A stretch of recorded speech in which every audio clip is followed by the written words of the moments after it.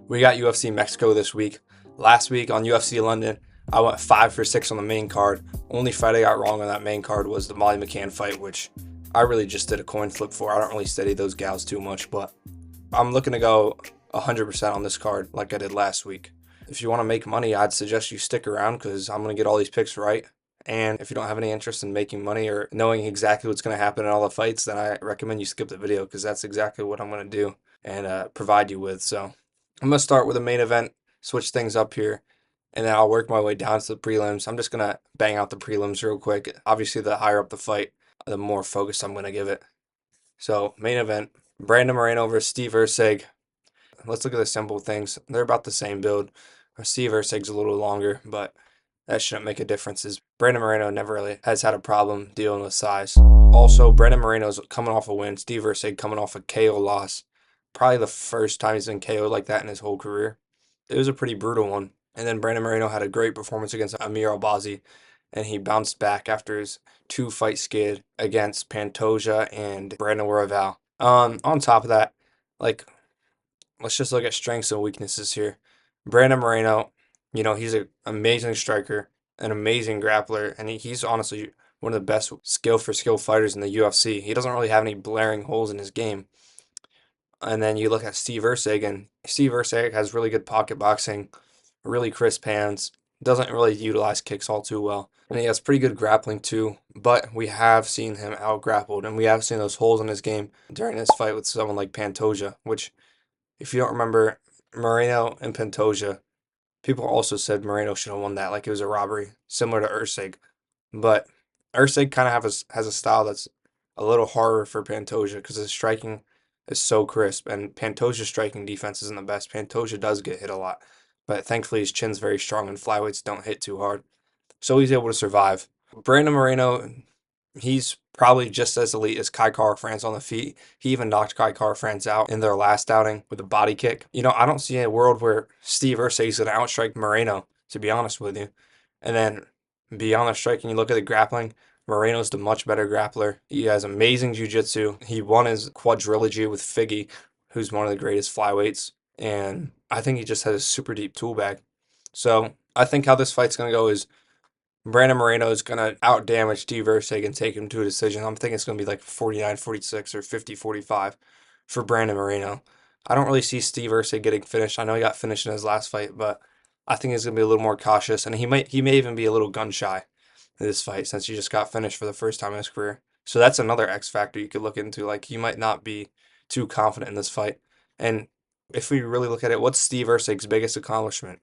A close fight with Pantoja? That's just not going to cut it when he's going against one of the greatest flyweights of all time in Brandon Moreno. So I'm going to go with Brandon Moreno. Like I said, probably decision 50-45, 49-46. He's just going to outdamage Erceg, keep it on the feet. And even if Erceg starts tagging him up on the feet, Moreno's going to have the ability to take him down, and he's going to be able to beat him from there. So I got Brandon Moreno in this one. I think it's a pretty easy pick. Obviously, the odds aren't listed, but I'd imagine Moreno's the favorite. Drew Dober versus Manel Torres. Obviously, Drew Dober's chinnier against a certain type of fighters. And to be honest, I haven't watched too much Manel Torres. So let me look into him real quick. Who's he lost to? Bahamondes. Bahamondes is pretty good. Duncan. Mata. Camacho. Alright, what's he doing? KO, TKO, submission. Alright, I've seen enough. I'm going to go with Manel Torres by knockout over Drew Dober. Shoot, though. Drew Dober is pretty good. But how old is Drew Dober? Let's see that. Drew Dober's a 36-year-old at lightweight, and Manel Torres is 30 years of age. So he's in his prime years. Drew Dober's past that golden age of 35. I think Manel Torres gets it done by probably knockout. Drew Dober's a little chinny, especially against a certain type of fighter, like I said. So I'm going to go Manel Torres. Drew Dober only has the ability to knock out. Never mind. Next, we got Kelvin Gastelum versus Joe Turn the Body Cam Off Piper. I think this one's the easiest pick of the century. I mean, you can just the eye test. Kelvin Gastelum's built like a penguin. Joe Piper's built like a UFC fighter. So, dude, Kelvin Gastelum's fall off needs to be studied. This dude just got skitty out of nowhere.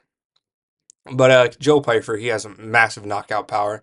His grappling's his weakness, but Kelvin Gastelum isn't the best grappler. Obviously, his durability's gone way down. He's way slower. He's becoming washed.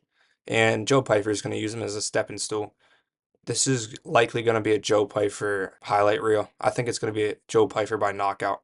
Kelvin Gastelum obviously went through the war with Izzy. He gave everything he had left in his tank for that fight with Izzy, because after that fight, he was just not the best. So I just don't see a world where Kelvin Gastelum catches Joe Pyfer. Like, Joe Pyfer is striking it. He's not going to get outdone by Kelvin Gastelum, and Kelvin's grappling isn't good enough to beat Joe Pyfer. Plus, Joe has a chip on his shoulder after that Manson loss.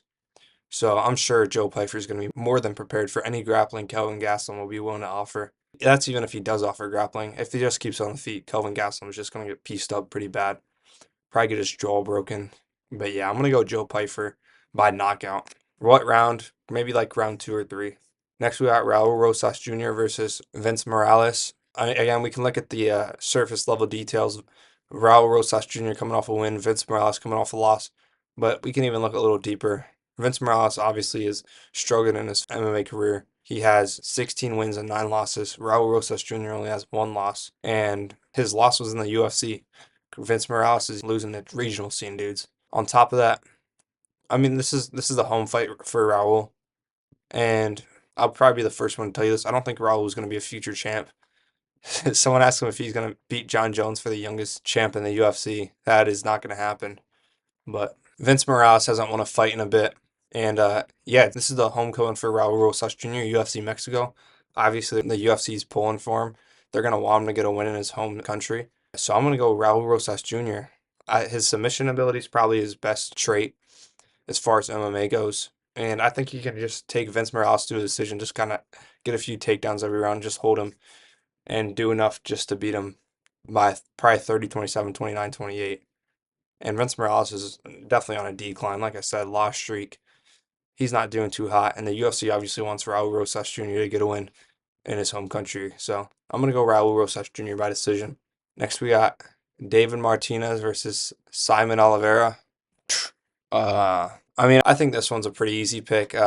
Simon Oliveira has a little bit of a grappling threat, but Martinez has amazing grappling defense. So he should be able to defend that. And then just on the feet, Martinez is the better striker. You know, he's coming off Dana White Contender Series, which has produced some of the hottest prospects in the UFC as of late. And again, he's a hometown kid here. He's fighting in his home country, and the UFC is looking to set him up with a win, which, if you haven't noticed by now, usually the UFC always sets up the hometown people with a favorable matchup so they can get a win in front of their hometown. So, or I guess in this case, home country. David Martinez, though, fresh prospect. This is his UFC debut off a Dana White Contender Series, and he's gonna have a big performance debut. I'm gonna say next we got Ronaldo Rodriguez versus Kevin Borjas. Ronaldo Rodriguez, he did get hurt pretty bad by Odie Osborne, but he was able to bounce back and win. Again, obviously, the UFC is going to want him to get a win for his home crowd. Yeah, his striking, he does have pretty good power. Obviously, he recovered pretty well against Odie Osborne. And I don't need to go too in depth. I'm just going to tell you right now. Again, he has a momentum factor. He has the win. Kevin Borjas coming off a loss. Ronaldo still very young. He's getting better every fight. So is Borjas. Borjas ain't too old either, but I'm going to go with Ronaldo Rodriguez.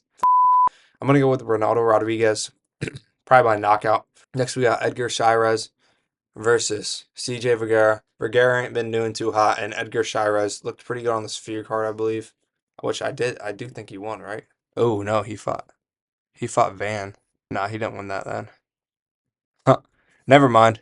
He lost to Joshua Van. Tatsuro Taira. You know, his losses actually aren't too bad. He lost to Tatsuro Taira and Joshua Van, who are both very solid. CJ Vergara is a 33-year-old flyweight, so he is up there. Pretty good striker. So that's Vergara. Let's see. Vergara. Loss. Fight loss streak. TKO decision. Also. Okay, so Chairez. I'm going to go with Edgar Chairez. I think Edgar Chairez has the more pop in his shots. I think he'll be able to knock Vergara down. Next, we got... I don't even know. I don't know these dudes. I'm going to keep it a buck. Jose Del Medina versus Atiba Gatier. I'm doing the eye test for this one. I don't know either of these folks. Dana White Contender Series, he looks shredded. Jose Daniel Medina looks like a wet noodle. So I'm going to go Atiba Gauthier. I don't know by how, but I'll tell you he's going to win. Next, we got Christian Rodriguez versus Costa. Who this guy just fight? Holy f, this dude's ugly. Is this like the dude, the Dalmatians dude? I'm gonna go with, is Christian Rodriguez not the dude who just beat Raul Rosas Jr.? I'm gonna go with C-Rod by decision. I think Christian Rodriguez will be able to get it done over Costa. I'm gonna pick Lupe Godinez, uh, Rafael Garcia. I'm gonna go Jamal Emmers, and I'm gonna go Austin Hubbard for this last fight. I know Hubbard and Emmers, but a lot of these dudes I don't know too well. So if that makes me casual, so be it. But the main card's gonna be probably 100% correct. Those are my picks for UFC Fight Night Mexico. Moreno versus Erceg. If you agree or disagree with any of them, especially the main card, just let me know in the comments. I'll respond to all of them. And thank you for watching. I'll see you soon.